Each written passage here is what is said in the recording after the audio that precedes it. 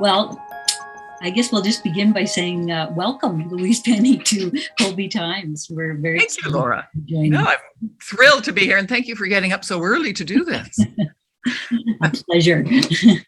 And may I just start off by saying that I am a member of your legion of fans around the world, and I just finished reading The Madness of Crowds. Well, I shouldn't say reading, because you know what I did? I got an audiobook from the library. So Robert Bathurst, I had him read it to me. Yeah, isn't he lovely? He's become a friend. He's just such a nice man. Do you do audiobooks often? I just started recently, because one thing I was a teacher in a former life. I was also a journalist too for a long time with the Calgary Herald and Edmonton Journal. But I worked with homeschooling families, and I did a lot of driving to their homes to give them some help and check on how they were doing. And so I started doing audiobooks then and loved it. But then I kind of stopped, and now I'm starting again because I like Robert so much, I think. Oh, good. Oh, I'm glad. I'll have to let him know. Yes, it's always good to give feedback. And I also wanted to say I had one experience we have in common is I had a mother who passed away in 2012 who loved Agatha Christie and who introduced me to Agatha Christie. And it was such a bond between us, you know. Yes. And also I introduced her to Dorothy Sayers, so Lord Peter Wimsey. And I had a crush on Lord Peter. Oh, me too. I used to dream about him. I wanted to be Harriet so badly. No, I stopped reading when he met Harriet. I thought, oh, it's awful. How could he do that? Yes. I'm jealous. I'll have to pick it up again. Because Harriet, actually, I grew to love Harriet after I forgave her. Well, I just also wanted to say that I think beyond what we share, that I've just spoken about, my mother also developed Alzheimer's in her later years. So I know my dad and I and my siblings, went through heartache and figuring it all out. So that really resonates with me. Your story with Michael too. So. Yeah. So I was wondering if we could start with you telling me the wonderful story and telling our subscribers the wonderful story of how you came to realize you wanted to be a writer. I think it had something to do with a spider. Yes. And some pig. Yes, and a pig. I was just a really fearful child. I've been one of the great gifts and unexpected of the writing life. And I thought the best gift was going to be to see my name on a book, which actually was really pretty cool. But the thing that was unexpected was how many writers I met and became friends with, good friends. And so we talk a lot, of course, about, our fears and the process and how things are going and our fears and our fears and our fears. And one thing that became clear through talking with other writers is how common it is that many of us are introverted. Many of us were fearful children, often lonely children. So we ended up with a really rich imaginary life. And that was certainly true for me. So the only place I ever really felt safe and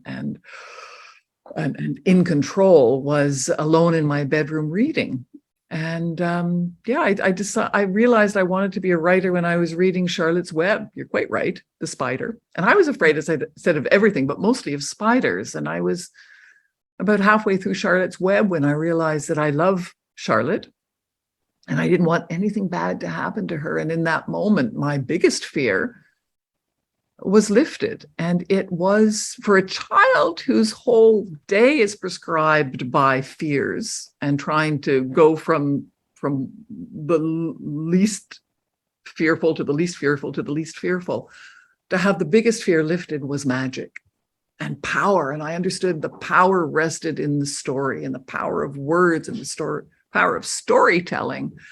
And so I knew I would be a lifelong reader from that moment on, but I understood that if reading was that powerful, then writing must be as well.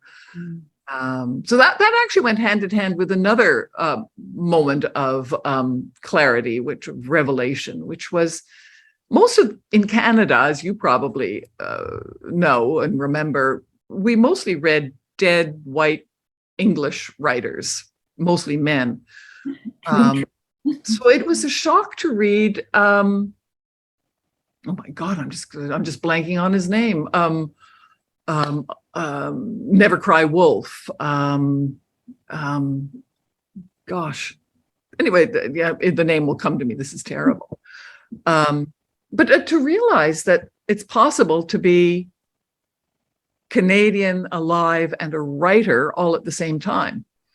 And so I realized if he can do it, Farley Mowat, then of course, yes. So can I. And so from that moment on, I realized you don't have to be dead and British and a man to write a book. Right. And so then you went into journalism, of course. Makes sense. Of course. So from then I did not write. And radio journalism, which is, it's still obviously journalism, but it's not, writing long, not like what you did. I wasn't writing long articles. If in radio journalism, if you have an adjective in there, that's considered verboten. So, but what it did do, among many things, and I loved it, and I got to work in some really interesting places, Thunder Bay and Winnipeg and Quebec City. And what I got to do was listen to people, listen to their stories, and get a sense of how people react to situations that I had never myself been in.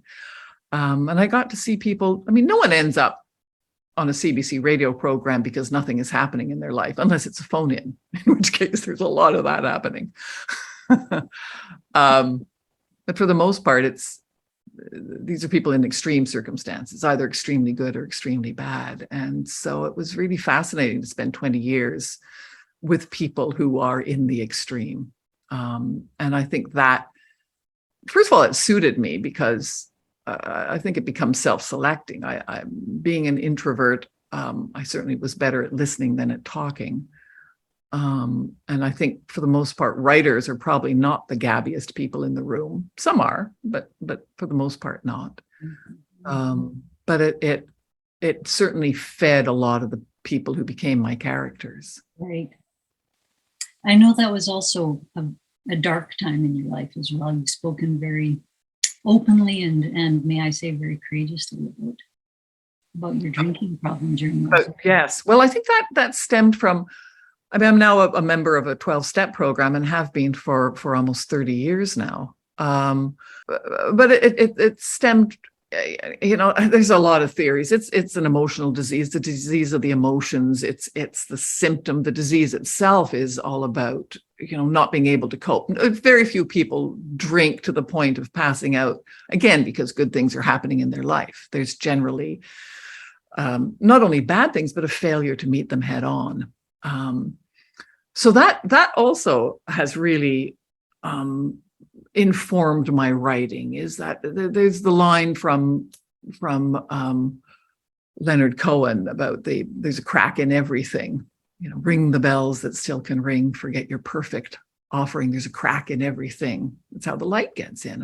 And I thought, in many ways, I was raised to believe I had to be perfect, and of course, you can't be. And that inability to be perfect led to terror that I would be judged and judged badly and judge myself badly. And so I sort of drank to numb all of that and never really had to face my fears.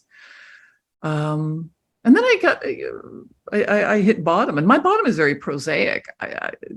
Having listened to a lot of people's stories, which is such a gift that people are so courageous to share, many of them are quite dramatic, sort of interesting.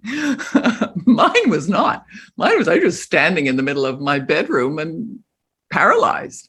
I was 35 and I couldn't go forward and I couldn't go back. And I was afraid I was going to kill myself because I couldn't imagine living another month with that sort of chasm, that kind of loneliness, that hole in my soul. Never mind, I wasn't even halfway through life, another 35, 40, 50 years like that. I used to look at elderly people and wonder how they did it. How do you get to that age? And how do you smile? I had no friends. I had friends I pretended to have. When people at work, you would ask, how was my weekend? I would make it up, poor ones. I'd go on at great length about imaginary things that happened to me. And they're like, oh, we're not actually that interested.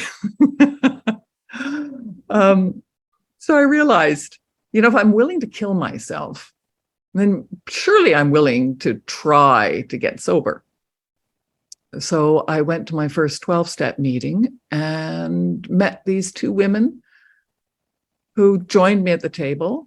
And they sat across from, they welcomed me and were very warm, but they never once asked me, about myself. What they did was, and they were very welcoming. It wasn't like I was excluded, but they talked about their own drinking. And for me, that was a revelation. Here were two smart, clearly joyous women who were talking about my greatest shame openly, like it wasn't something to be shameful of. And I suddenly thought, oh my God, there's a path forward. And I just have to take the 12 steps, which turned out to be simple, but not easy.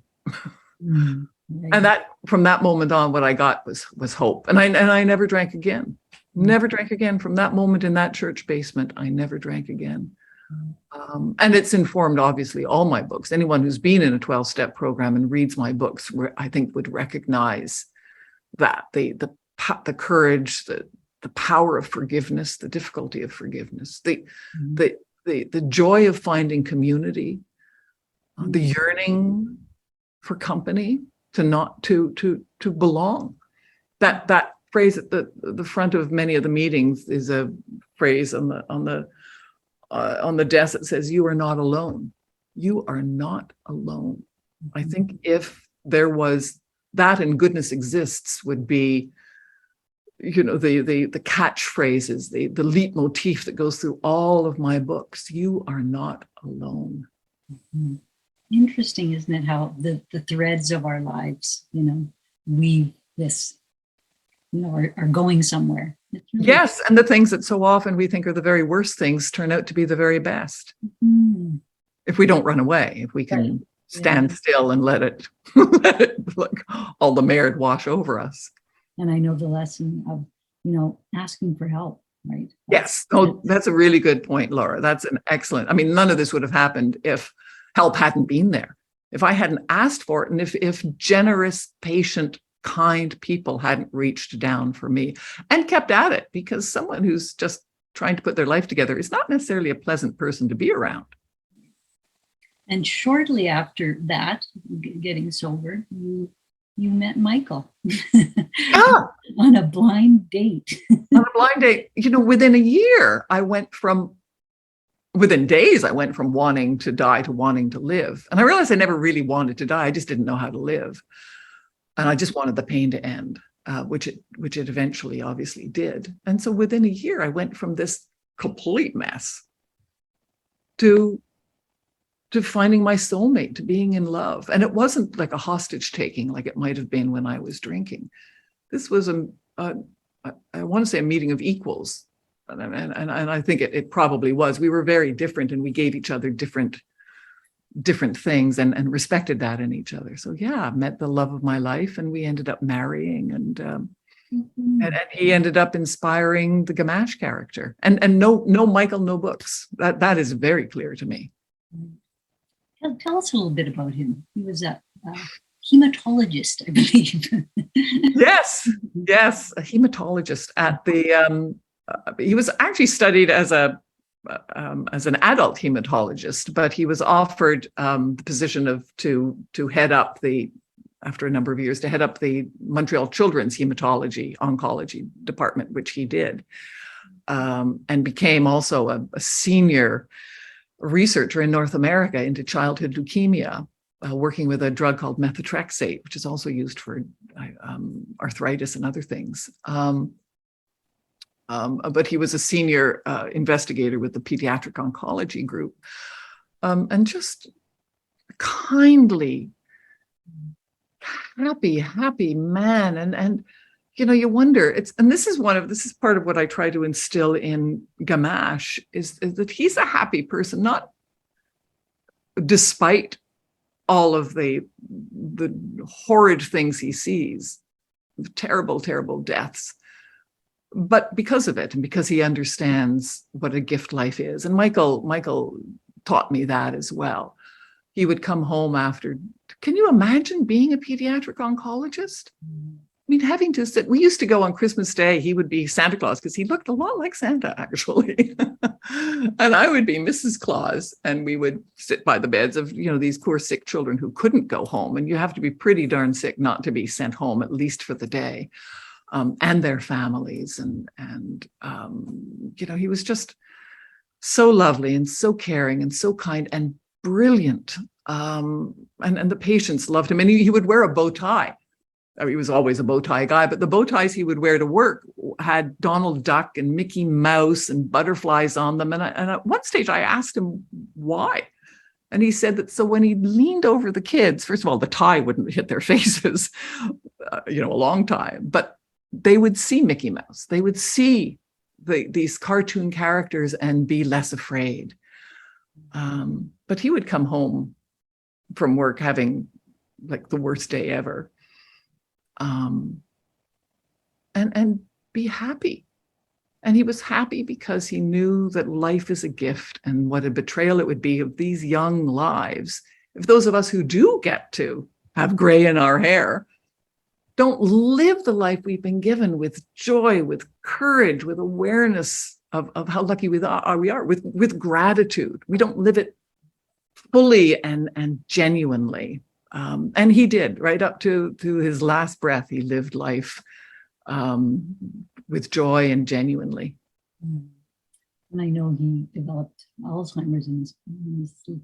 Well, it wasn't, I mean, it's actually dementia. He didn't actually have Alzheimer's. He had another form of dementia, which they were never able to, as I found out, dementia is the umbrella term. Alzheimer's is one of a number of the diseases. There's Lewy body and there are other types of dementia. Never figured out what. The best thing, Laura, I mean, this sounds ridiculous, but as you know, I know you've been through it and it's tragic, but there are moments that are just hilarious.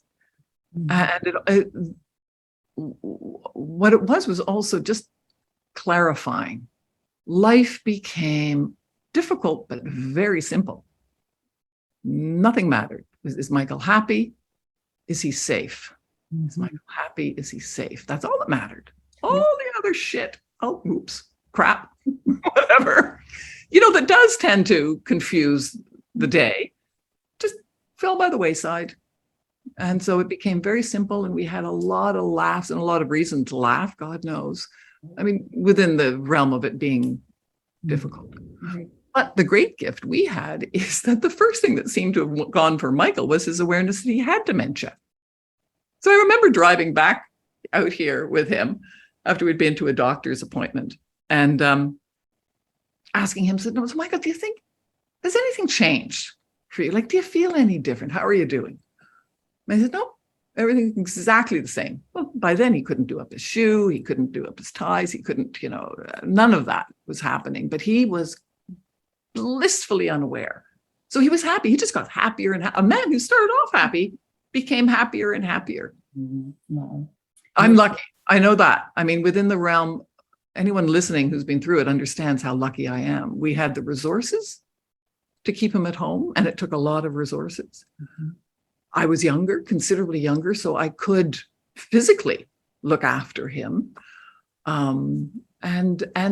And he wasn't a wanderer. He didn't get angry. All these other things that other people have experienced. So we were blessed in every way. And it still brought me to my knees.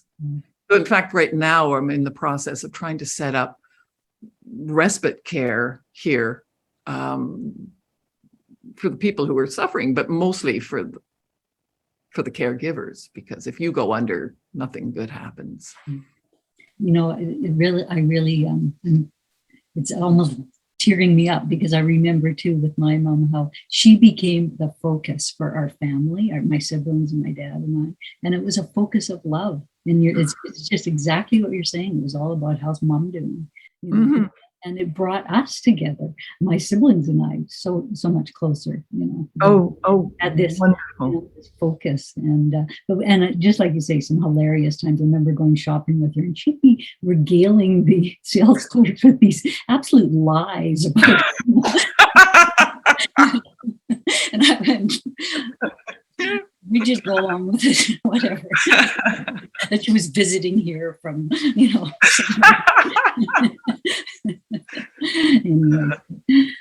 But the other, I guess I would say, miracle that happened was that you moved very early in your marriage to the Eastern Townships. And yes, what a you've clearly done your homework. To your life. Geez, I'm not able to lie to you. You've obviously done your research. Oh, well. Yes. Yeah. No, it really is a series of, as we know, of things that appear unrelated that all had to really come together in order, for me to be sitting here with you today, like anybody's life, really. Yeah, we decided, this was Michael's second marriage. His first wife had died of lung cancer a few years earlier, and my first, but we were older. Michael was considerably older, and I was certainly well into my 30s. And we had lives of our own in Montreal, but we had to figure out how to combine them so that there wasn't a sense of superior ownership. So when Michael went into semi-retirement, we decided to sell the home in Montreal and move down to the Eastern Townships. And we bought the place because we liked the home, which was out. It's not the place I'm in now, but out in the country. We loved the home. It never even occurred to us that maybe we want to check out what the community was like. So, now I realize that's really should be job one, is figuring out, is this a place where you think you can live, where you're going to be happy, where you think you might find some friends, rent maybe for a little while, do something. Don't just buy because the house is pretty. Because I realize, like most people, I could live in a dump if I have, a good community around me. I say that. The reality is my surroundings mean a lot more to me than they meant to Michael. Michael could live in a dump. He could live in a bin and be absolutely happy. I would need to put up some nice curtains in the bin or something. But yes, we moved out here, and that became then the template for Three Pines. Right. I've heard you say your books are a love story to the Eastern Townships. Yes. Yeah. And not just certainly to the Eastern Townships. Absolutely. Because this is my home, and I travel a lot, and I've been fortunate enough to have homes elsewhere. But this is home. This is where my feet bring me back, and where I know I've finally got the roots I've yearned for all my life, and they are here in the Eastern Townships, but they're also here in Quebec. That I'd spent a long time sort of looking for home. Where's home? Where's home? And I found it here in Quebec, which was unlikely as an essentially unilingual Anglo. But so yeah, they're love letters to the Eastern Townships, to Quebec, and to the joy of finding home. And Michael really was the catalyst too for you finally writing. Yes. Yes. Yeah. Well, that and the that last sovereignty referendum. Really, I have the PACUS to thank for that too, because that was an awful situation. I was hosting that night on air, live on air, and we were told that the no side, which was the federalist side, would lose, and Quebec would become sovereign. And it was so close. It was so close that everybody came away shattered and bruised, and nobody was happy. Nobody felt like a victor. And it just, for me, that was just, I can't keep doing this. I talked before about the joy of listening to people, which is true, but for the most part, what you're listening to are people complaining, and bad things have happened. And I began to get the worldview that something bad was just around the corner if it wasn't already happening. And that simply isn't true. But it wasn't making me happy or fulfilled. So I needed to quit. And Michael knew that. And he said one day, if you want to quit work in order to write that book, I'll support you. And he meant it. Mm-hmm. Thank God he also meant financially. which he did and had to for way longer than he thought he'd have to.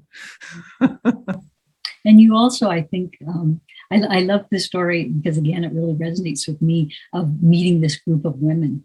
I'm part of a book club and slash, we pray for each other because we all seem to, but we've been meeting for decades on Friday mornings. And, it's what a blessing it has been in life, just like a little one of those anchors, I know what I'm doing Friday morning. But you met les girls, right? Les girls, yes, exactly. And this was something that, again, when I was drinking and getting lonelier and lonelier, I didn't like other women. I thought other women were,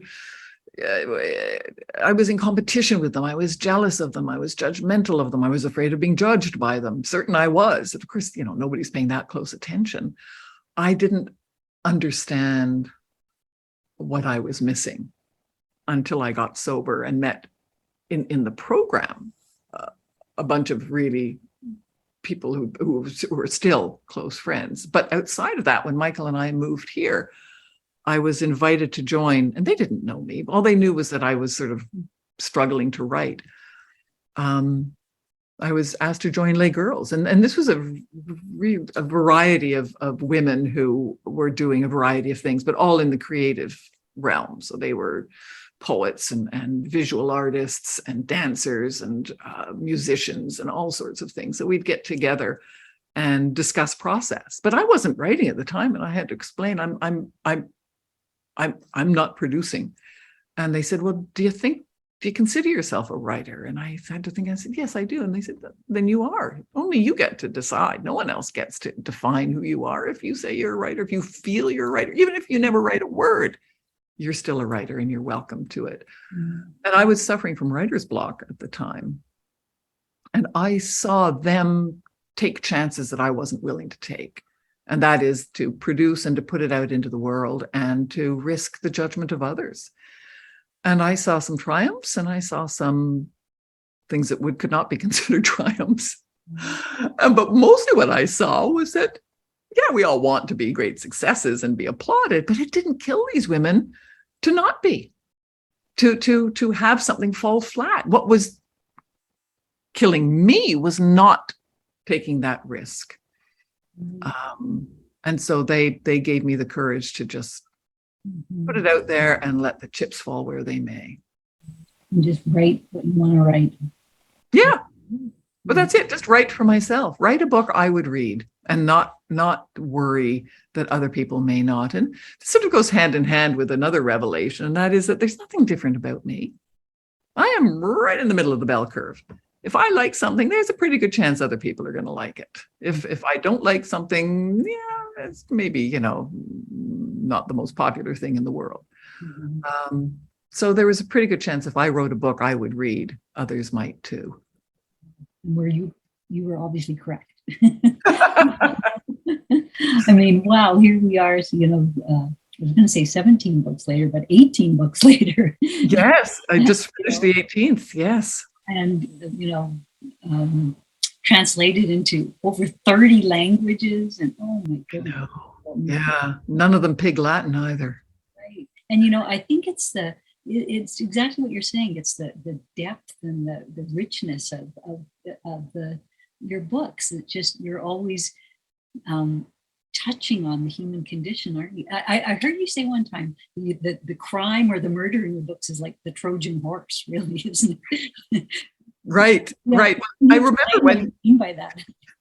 when I just finished with the first draft of Still Life, and which is the first book in the series.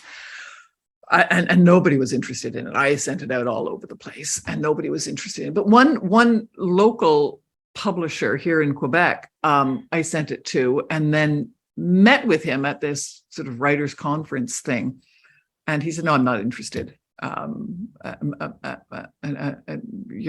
He said for a number of reasons, but I'm just not going to do it. And so we were cordial, and I'm walking away, and I get in the elevator, and as the elevator is closing, he yells at me. He said, "One thing I need to know is what's the book about?" And then the doors close. I think, well, you not just read it. I mean, how can you not know what it's about? It's it's a murder mystery. It's about a murder. And then it took me a long time to figure out what he was saying. But a book can't be about murder. A murder is an act. It has to be about something, and something from inside me. It has to matter to me. And so I rewrote the book, and it became about something else. And each book is about something, with that thread going through it, about gratitude, about forgiveness, about belonging. Mm-hmm. I think it's, I don't know, it's almost like we're all trying to find this spiritual balance somewhere, of we want to be kind and decent, and we want to listen, and we want to not make judgments prematurely. And not judge ourselves too, because I find I can, because I'm not, God knows there are days, and certainly moments within days, when I am not my best person, my best self. And, I can't just beat myself up about that. And you go and you make amends or do whatever is necessary, which is, eating crow is not the nicest thing. But, gosh, it's human. It's human to be jealous. It's human to be angry. It's human to be all of those things, and not to feel like I'm less than because of all of that. Mm-hmm. And just, I think that's it strikes such a chord with our issue right now. We're trying our best, and we fail. Yeah. And we try again, and just looking for the goodness, right? That's a big and understanding that we're good too. We're not always good all the time. We're not always happy all the time, but at rest, that's what we want to be. Mm-hmm. And I think most people, I know most people are. Most people want to be inspired. Most people want to be decent and kind and good. Even people, I think of the people who are on the far other end of the political spectrum than me. But I know for sure that if I knocked on their door and I needed help, they would help me. And I would help them. And that's who we are at our core. Well, this has been a busy year for you. I happened to catch the CBS mornings with Gail King. Is that? Yes. Hillary and you being interviewed. It was so lovely just to see you were just two friends, right? Just laughing. Oh, we have a blast. I don't think people realize how funny she is and how much she loves, and what a hoot. I mean, literally a hoot of a laughter. You can't mistake that from across a room. It's nice that we are just, she never comes to me for political advice, nor should she. Even after co-writing this book, you're still. No, exactly. And I don't necessarily go to her for writing advice either, but we have a whole lot of other common ground. Wow, what a miracle that is, too, that whole coming about. I know a mutual friend of yours. That's right. It was again through a mutual friend, and through just luck or fate or the smiling of the universe, that when asked what book they're reading, they happened to be reading one of mine, and that just started the whole thing off. And then she lost the election. I know for sure, had she won the election, I think the world would be in a better place, but also we probably wouldn't have been friends, because she'd been a little bit too busy to bond with a little old Canadian. And I just lost Michael and Hillary, and we'd never met. Hillary and I had met. She'd read my books. We'd never corresponded. We'd nothing. She was just a reader of the books. And Michael died, and I posted about it. And she wrote me, not an email, a letter, and about Michael. She had obviously done the research about his work on pediatric oncology, his work as a scientist. He was the first named professor in Canada in pediatric hematology, a full professor at McGill in medicine. Just his achievements. And she wrote about that, and a lovely letter about loss. And again, we hadn't met. She was in the throes of this horrific political battle for the presidency of the United States. And she takes time to write to a Canadian who can't vote. She'd never met me. There was nothing in it for her. It was an act of pure kindness. And the book is doing so well. That's another miracle coming together. Yeah, yes. Oh yeah. And then clicking, because again, we were just two women of a similar age who had been shattered, and we're trying to put the pieces back together again in some form that was even better than the original. Well, I just want to close by saying that you've got a lot going on coming up with your book, World of Curiosities, coming out in November, I believe. It is. Good for you. November 29th. Exactly. Number 18. Yeah, number 18. The and also the drama, Three Pines. Oh, the TV show. Yes. Yes. They're filming it about half an hour from here, and it's a UK company that did The Crown. I'll be curious to see what the readers think of it. They've cast beautifully. Alfred Molina is going to be Gamache, and he's superb. And so, if they had to get honestly one thing right, they had to get that right, and they did. Well, and that's in the new, right? It'll be streaming on Amazon Prime. Yeah, on Prime, and it's going to be, we think, sometime in December. I'm not totally sure when, but sometime it takes a while to put it all together. Apparently, I'm learning a lot. How are you doing with all this going on, coming up? Oh, well, it's very, the thing is, Laura, I have to sit down quietly and say to myself, appreciate this, because one day it'll be over. But it's just so many wonderful things happening one after another. And my fear is not appreciating it the way it should be, because it sounds ridiculous, but to have, so many wonderful things, and to have my health, and to have, a community I love, and friends around me, and financial stability, which is, I don't, like so many people have to worry. I don't. So just, there's so many blessings. So I'm doing very well. And I think the best gift, that song, if you're happy and you know it, clap your hands. Clearly the gift is knowing it. I always had blessings. I just didn't realize it. Now I do. Any last words of advice for us fearful ones?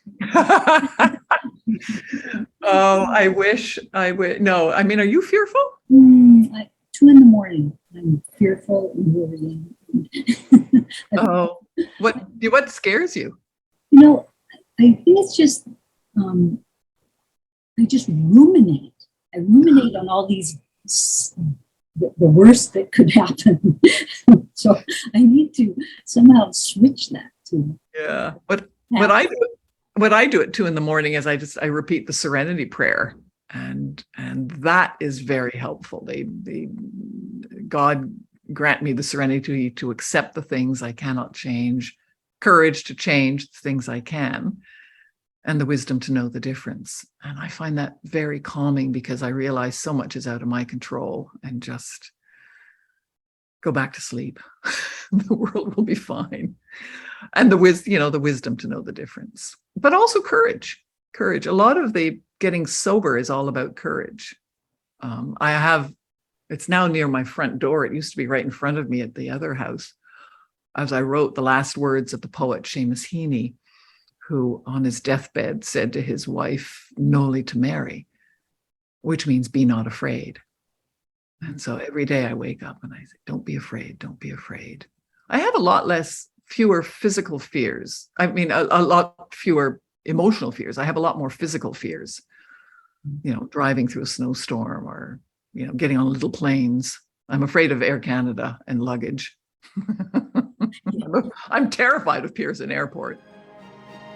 I've enjoyed this. Thank you so much.